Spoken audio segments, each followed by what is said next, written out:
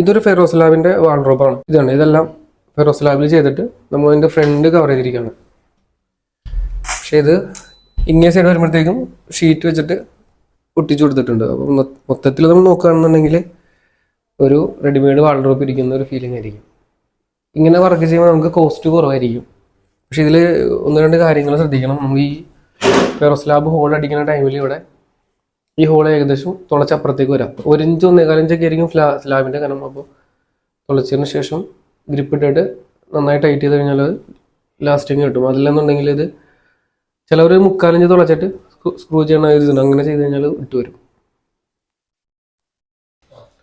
നമ്മൾ അതേപോലെ തന്നെ വേറൊരു കാര്യം ശ്രദ്ധിക്കണം. ഇപ്പൊ ഈ ഒരു വാൾഡ്രോബിന്റെ ഈ ഭിത്തിയുടെ അങ്ങേ സൈഡ് ബാത്റൂം ആണെന്നുണ്ടെങ്കിൽ ഒരിക്കലും നമ്മൾ ഈ ഫെറോസ്ലാബ് ചെയ്യരുത്. കാരണം കുറെ നാൾ നമ്മൾ ബാത്റൂം ഉപയോഗിക്കുന്ന ടൈമിൽ ഒരു വെള്ളത്തിന്റെ കണ്ടന്റ് ഈ ഭിത്തിയിൽ വരും.